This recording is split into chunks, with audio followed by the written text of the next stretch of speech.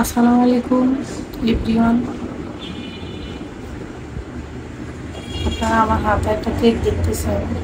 কালকে তো আমার একটা পোস্ট দেখছেন, আমার কলেজের টুকরা, আমার পুষ্পা, ওর আজকে জন্মদিন। আমি প্রতি বছর আমার পুষ্পার জন্য ছোটোখাটো অনুষ্ঠানের ব্যবস্থা করি আর কেক কিনি। তো এবার তো আমার মেয়েটা আমার পাশে নাই। আমি জানি হয়তো আমি পাশে না থাকলে কি হয়েছে, আমার মেয়ে ওর বাবার কাছে আছে, হয়তো ওইখানেও একটা কেক কাটতেছে। বাট আমি তো নাই, ওই জন্যে আমি আমার মেয়ের জন্য কেকটা আনছি। আমার মেয়ের হয়ে আজকে কেকটা আমি কাটি। আজকে সারাদিন এমনিতে আমার মনও ভালো ছিল না, আসলে মেয়ের জন্য আমার মনটা অনেক খারাপ। এই কথা বললে আপনারা অনেকে বিশ্বাস করবেন না,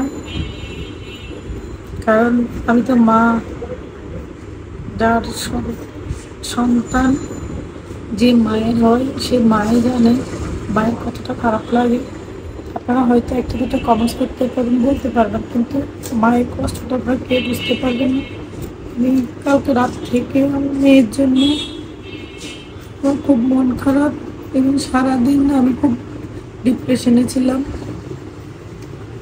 আমার মন মানসিকতা ভালো না লাগবে, আমি খুব ডিপ্রেশনে ভুগে আমি খুব অসুস্থ হয়ে যাই। সারাদিন খাবারও খাই নাই। এখন মেয়ে তো সামনে নেই, কি করো, কেকটা কিনছে। তো তুমি যদি আমার ভিডিওটা দেখো হয়তো একসাথে করতাম, কিন্তু ভাগ্যক্রমে আজকে আমি তোমাদের পাশে নাই। ওই জন্য আমি কেকটা আনছি, এবং কেকটা আনবো।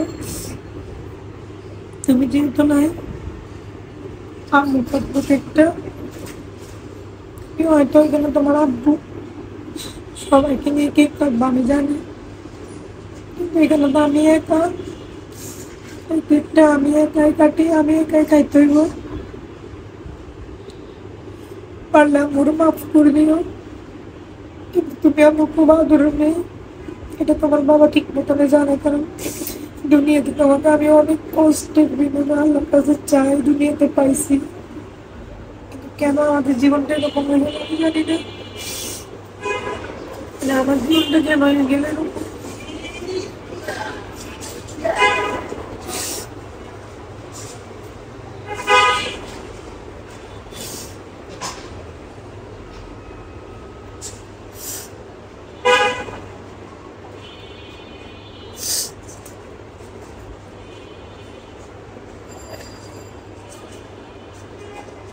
Happy birthday to you. Happy birthday to you. Happy birthday to you, Puspa. Happy birthday to you. Happy baby. Happy baby.